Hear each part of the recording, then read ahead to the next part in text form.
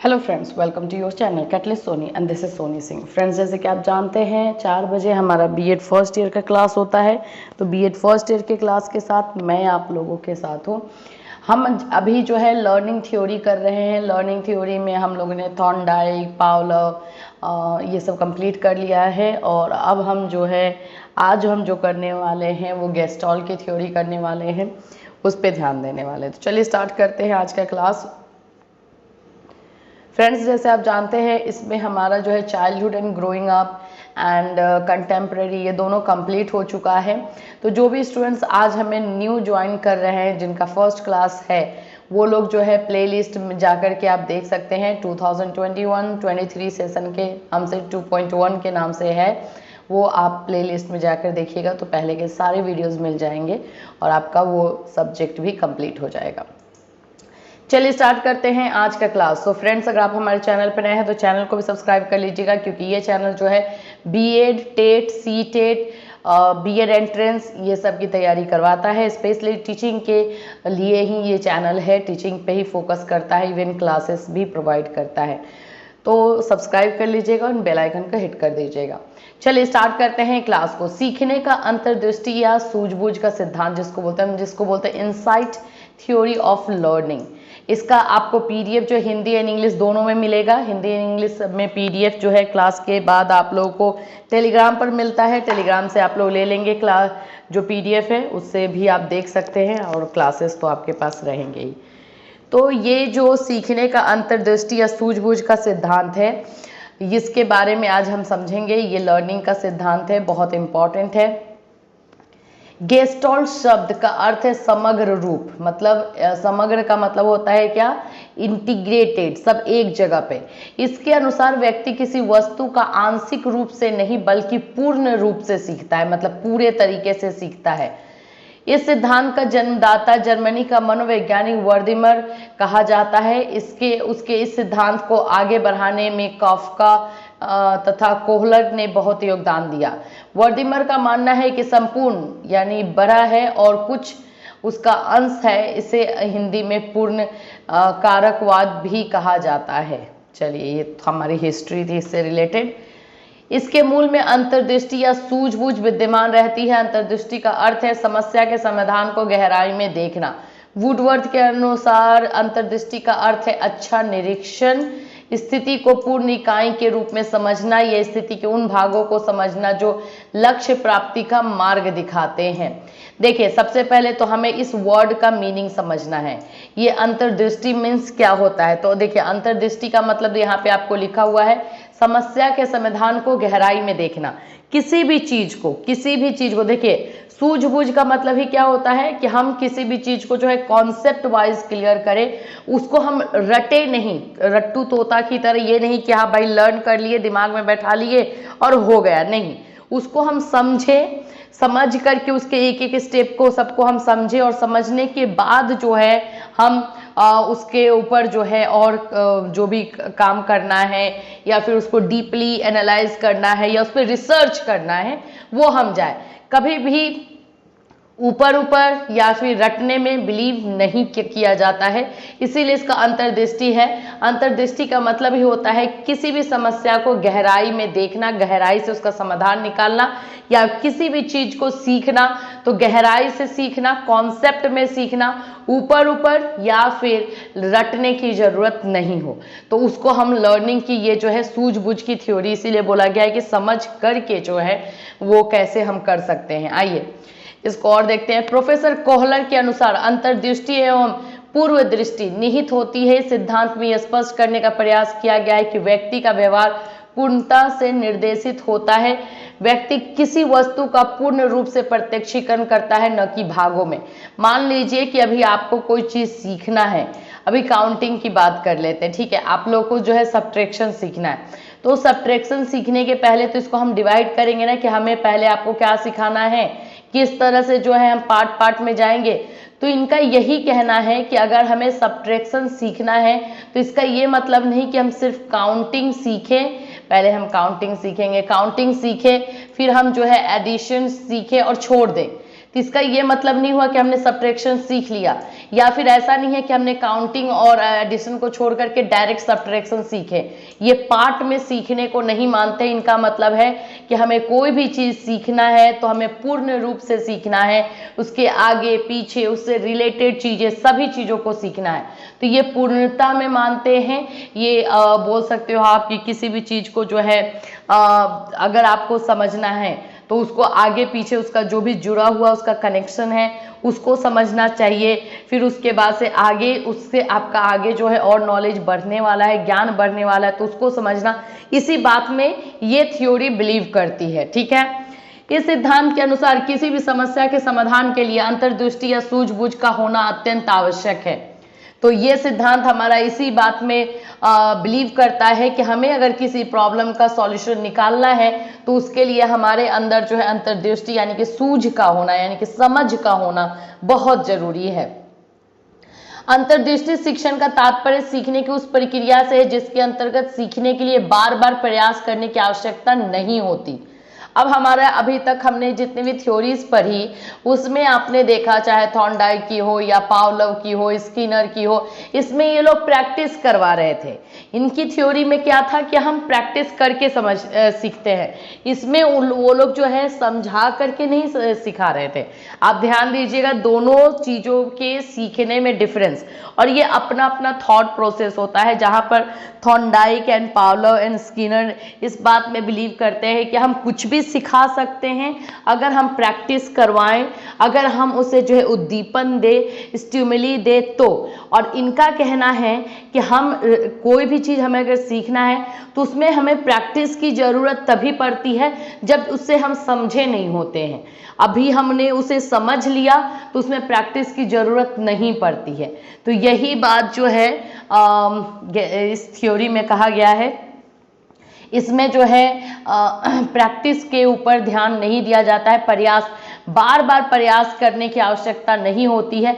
ऐसा सीखना चाहिए जिससे कि वो समझ में आ जाए और 1 से 2 बार में ही वो जो आपके लिए कामयाब हो जाए। इससे टाइम वेस्ट नहीं होता है, टाइम बचता है। उस टाइम में जो है इंसान कुछ और भी सीख सकता है, राइट। तो बल्कि प्रयोज्य नई परिस्थितियों में उत्पन्न समस्या को चिंतन द्वारा हल करता है। चिंतन से उत्पन्न अंतर्दृष्टि या सूझ के कारण वह प्रथम प्रयास में ही समस्या को हल कर लेता है। अंतर्दृष्टि या सूझ प्राणी में अचानक उत्पन्न होती है। देखिए, इनका कहना है कि हम अगर किसी भी सिचुएशन में किसी भी समस्या को फेस कर रहे हैं तो हम जो है चिंतन करें, हम उसके बारे में सोचें, लॉजिकल रीजनिंग थिंकिंग हमारी हो, और हम सोचें इतना कि उसको हम प्रथम प्रयास में यानी फर्स्ट ट्राई में ही उसको सॉल्व कर ले, बार बार उसमें हमें प्रैक्टिस करने की जरूरत ना पड़े। अब आइए हम देखेंगे प्रयोग, जो ये प्रयोग हुआ है। कोहलर ने अंतर्दृष्टि शिक्षण संबंधित एक प्रयोग में वनमानुष को एक समस्या समाधान के लिए चुना। देखिए, ये है ये वनमानुष, ठीक है। और समस्या में देखिए इसको बनाना, यहाँ पे अगर आप देख सकते हो पिक्चर में तो लटका हुआ है, चिंपैंजीज है ये जिसको हम इंग्लिश में बोलते हैं, एंड ये यहाँ पे बॉक्स है, ठीक है। ये आपको तीनों चीजें, और ये एक रूम है, ठीक है। उन्होंने वनमानुष को भूखा रखकर एक बड़े पिंजरे में, ये पिंजरा है, ठीक है, एक बड़े पिंजरे में बंद कर दिया। इस पिंजरे की छत से केले इतनी ऊंचाई पर लटका दिए कि वनमानुष जमीन पर खड़े होकर उन्हें नहीं पकड़ सकता था। अगर यहाँ पे आप नोटिस कर रहे हो तो ये बॉक्स के ऊपर चढ़ा है तब ये केले तक पहुंच रहा है। अगर ये बॉक्स के ऊपर नहीं होगा तो ये केले तक नहीं पहुंच सकता, लेकिन उसको केला दिख रहा है। ये बात याद रखिए, उसको भूख लगा है और उसको केला दिखाई दे रहा है, लेकिन उस केले तक वो पहुंच नहीं पा रहा है। तो यहाँ पर केले को प्राप्त करने के लिए वनमानुष जमीन से खड़े होकर उनको पकड़ने की कोशिश में असफल हो गया। कुछ देर तक वो चुपचाप बैठा रहा, फिर उसे अचानक सूझ आई। वो उठा और उसने लकड़ी के एक बॉक्स को उठाकर बीच जमीन पर रखा, किंतु इस बॉक्स की ऊंचाई भी केले को प्राप्त करने के लिए कम थी। अतः वह दूसरा बॉक्स लाया और उसे भी पहले बॉक्स के ऊपर चढ़कर केले प्राप्त करने में सफल हो गया। इस प्रकार केले प्राप्त करने की समस्या का हल प्रयोज्य ने अंतर्दृष्टि या सूझ के माध्यम से प्राप्त किया। अब देखिए इसमें हुआ क्या, इनका जो कहना है, इनके अनुसार हम बताते हैं इस एक्सपेरिमेंट को। इन्होंने एक पिंजरे में एक चिंपैंजी को रख दिया, ठीक है। इसको भी भूखा रखा गया, जिससे कि उसके भूख की वजह से जो है वो हाथ पैर ज़्यादा मारे और दिमाग भी यूज़ करे, तो उसको जो है भूखा रखा गया। ऊपर में छत के ऊपर जो है केला लटका दिया गया, ये उस केले तक जो है डायरेक्ट नहीं पहुंच सकता था। तो ये इसने उसे देखा, भूख लगी हुई थी, ये कोने में जाकर पहले बैठ गया, फिर इसने दिमाग लगाया। एक्चुअली जो चिंतन बोला जा रहा है ना, उस चिंतन का मतलब होता है कि आप सोच के समझ के जो है दिमाग से काम करो। तो ये थोड़ी देर जाके बैठा, इसने सोचा समझा और उसके बाद इसको लगा कि ठीक है मैं डायरेक्ट नहीं पहुंच सकता हूं, तो कुछ तो मैं उठाऊं। और उस पिंजरे में जो है बॉक्स ऑलरेडी रख दिए गए थे, लेकिन 2 बॉक्सेस रखे गए थे, एक छोटा और एक बड़ा। तो इसने पहले छोटे वाले बॉक्स को ले जाकर देखा तो ये नहीं पहुंच पाया। फिर इसका दिमाग आया, फिर इसने बड़े वाले बॉक्स को रखा, बड़े वाले बॉक्स पे चढ़ा और चढ़ के केले को ले लिया। तो इस तरह से इसने सूझबूझ से सोच करके जो है इस समस्या का समाधान निकाला। इसमें इसने बार बार प्रैक्टिस नहीं की, इसमें अभ्यास की जरूरत थी नहीं पड़ी। ठीक है, प्रयोग नंबर 2 देखते हैं। चलिए, एक तो ये एक्सपेरिमेंट हो गया। एक अन्य प्रयोग में कोहलर ने प्रयोग नंबर 1 की तरह वनमानुष को पिंजरे में बंद किया। वो भूखा था। पिंजरे के बाहर केले इतनी दूरी पर रख दिए कि वनमानुष का हाथ उन तक न पहुंच सका। वनमानुष को उनको प्राप्त करना चाहता था। उसी पिंजरे में 2 छड़ियां रखी हुई थी, जिनमें एक छड़ी मोटी और दूसरी अपेक्षाकृत कम मोटी थी। इन दोनों छड़ियों को आपस में फंसाकर लंबी छड़ी के रूप में बदला जा सकता था। वनमानुष ने कुछ देर तक एक छड़ी उठाई, केले को प्राप्त करने का असफल प्रयास किया। क्योंकि छड़ी की लंबाई कम थी, इसलिए वो केले को प्राप्त न कर सका। कुछ देर बाद छड़ियों को आपस में जोड़ लिया। छड़ी लंबी हो जाने पर उसने उसकी सहायता से पिंजरे से दूर रखे केले प्राप्त कर लिए। कोहलर ने इस प्रयोग में छड़ियों का उपयोग करने की प्रक्रिया का जन्म अंतर्दृष्टि या सूझ को माना है। देखिए, ये भी अगर देखा जाए तो सही है। इस चिंपैंजी को बॉक्स में रखा गया, केला बॉक्स के बाहर रख दिया गया और इसके सामने छड़ी रख दी गई ताकि ये इसको बारे में सोचे और सोच करके अपना दिमाग लगाए और उसको यूज करे। तो 2 छड़ी रखी गई, दोनों छोटी थी, लेकिन दोनों को अगर हम चाहे तो जोड़ करके केले तक पहुंच सकते थे। तो पहले तो इस चिंपैंजी ने एक छड़ी से जो है केले को लाना चाहा, लेकिन वो छोटा हो गया। तो फिर दोनों छड़ी को जोड़ करके ऐड करके फिर इसने केले को ले लिया। तो यहाँ पर भी इसने दिमाग लगाया, सूझ लगाया, अंतर्दृष्टि का यूज किया। तो यही है ये थ्योरी, जिसमें सूझ की थ्योरी, इंसाइट थ्योरी बोलते हैं, जिसमें हम अपने दिमाग को लगाकर काम कर सकते हैं। प्रयोग नंबर 3 में भी कुछ ऐसा ही है। ये हर पॉसिबिलिटीज देख ले रहे हैं कि हर जगह पे चाहे तो दिमाग लगाया जा सकता है। यहाँ पर इन्होंने क्या किया कि तीसरे ये में आप देख सकते हो, एक बॉक्स में रखा केला, फिर छत से लटका दिया है और यहाँ पे ये 2 टेबल लगाकर आई थिंक चढ़ रहा है, ऐसा ही कुछ रखा होगा कि चलिए। तो यहाँ पे क्या था, उसने भूखे सुल्तान को पिंजरे में बंद कर दिया गया। सुल्तान को छत पर लटके हुए केले दिखाई दिए।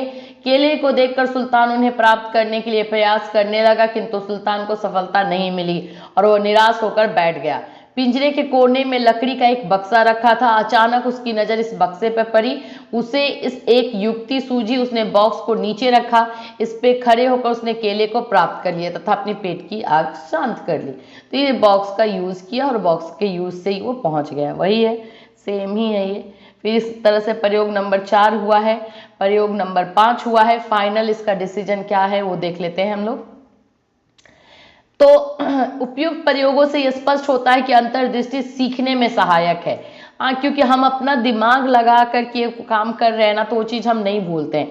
यही होता है लर्निंग बाय डूइंग भी। अगर हम अपने द्वारा अब किसी काम के किसी समस्या का समाधान निकालते हैं तो वो उसमें हमें ना उसको ज़्यादा रटने की प्रैक्टिस की जरूरत नहीं पड़ती। अब मैं आप लोगों को भी सजेस्ट हमेशा क्यों करती हूँ कि खुद से जो है नोट्स बनाइए। अगर आप खुद से नोट्स बनाते हो तो आपके वर्ड्स उसमें रहेंगे, आपका सेंटेंस रहेगा, तो आपको रटने की जरूरत नहीं पड़ेगी। क्योंकि आप जो नोट्स बनाओगे कुछ आपके दिमाग में आएगा, कुछ सोच समझ कर ही तो बनाओगे। तो उसमें आपका जो है जब उसको आप लर्न करोगे, रिवीजन करोगे ना, तो आप पे उतना बर्डन नहीं रहेगा। इसलिए हमेशा मैं यही बोलती हूँ कि खुद से नोट्स बनाया कीजिए। खुद से नोट्स बनाने से यही फायदा होता है। स्टूडेंट्स को ये लगता है बीएड तो ऐसे ही पास कर लेना है, बीएड में कुछ करने की जरूरत नहीं है, नोट्स खरीद लेंगे, लर्न कर लेंगे और हो जाएगा। जी नहीं, आप उस तरह के लर्निंग पे जा रहे हो तो आगे जाकर के आप अपना रास्ता खुद ही ब्लॉक कर रहे हो। आपको फिर टेट सी टेट ये सब निकालना है, जब आप अभी नहीं समझ करके करोगे तो आगे जा कर के आपको प्रॉब्लम होनी ही होनी है। उस समय आप किसी और को भी नहीं परचेज कर लोगे कि चलो भाई तुम मेरे जगह पे एग्ज़ाम दे दो फिर मैं पास हो जाता हूँ।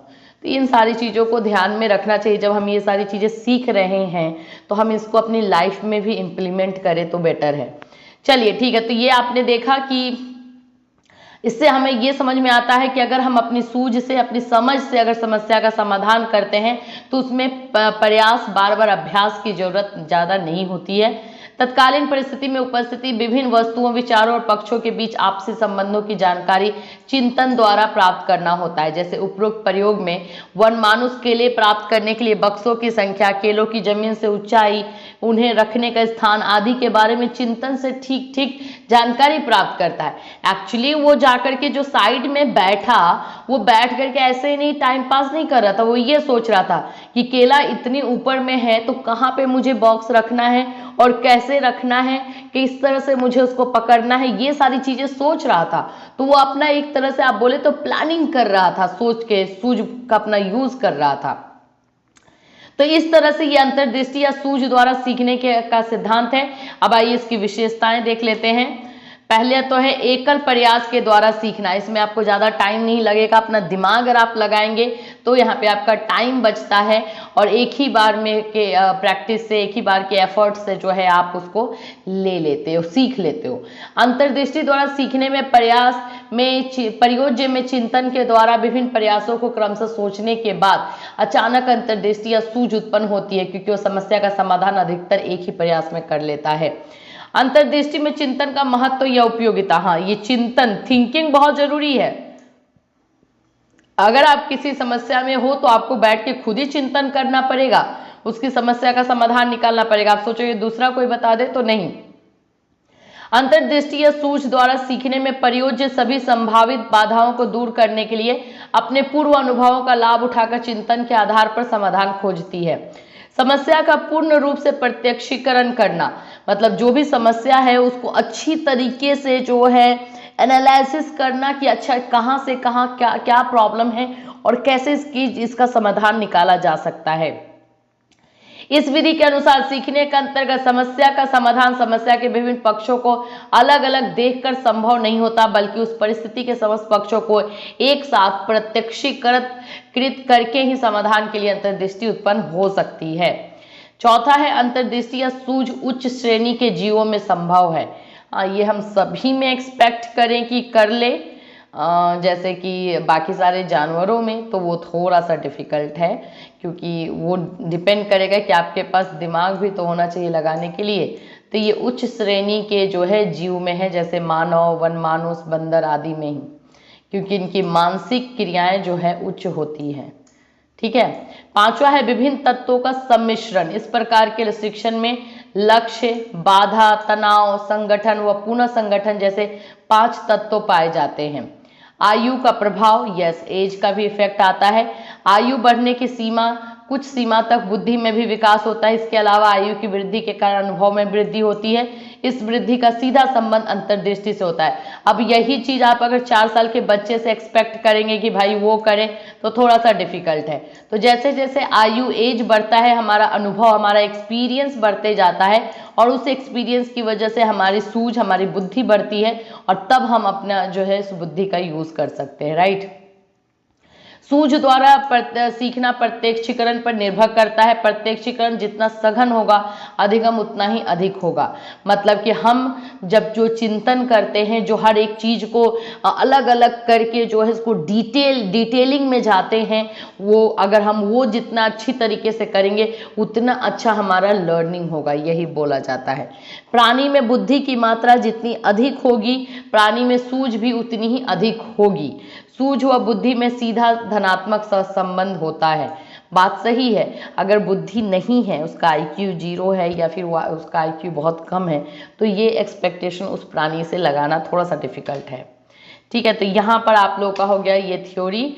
अब है गेस्टॉल्ट और इनसाइट थ्योरी, जो भी बोलिए। कोहलर ने एक्सपेरिमेंट किया, ये सारे कोहलर्स के एक्सपेरिमेंट नंबर 1, 2, 3 है। ठीक है, तो हिंदी एंड इंग्लिश का आप लोगों को ये नोट्स मिल गया। एक दो और थ्योरी है जिससे कि क्वेश्चन आ सकता है, वो भी मैं करवाऊंगी, कंप्लीट हो जाएगा। उसके बाद और क्वेश्चंस जो हैं, इससे कैसे लर्नर को इफेक्ट करता है और ये सारी जो चीज़ें हैं हमारा टीचिंग एंड लर्निंग में, वो सारी चीज़ें मैं करवा दूंगी। ये बुक भी अभी चलेगा कुछ दिन, 2 हफ्ते तो एटलीस्ट चलेगा ही। उसके बाद हम देखेंगे नेक्स्ट बुक के लिए। ठीक है, चलिए इसका आप लोग नोट्स अच्छे तरीके से बना लीजिएगा इस थ्योरी का, और उसके बाद हमारा वेट कीजिएगा मंडे को 4 बजे क्लास, और कल हमारा 12 बजे लाइव सेशन होगा। तो जो भी आपके क्वेश्चन होंगे कल आप हमसे पूछ सकते हैं। चलिए फिर मिलूंगी, till then have a nice day.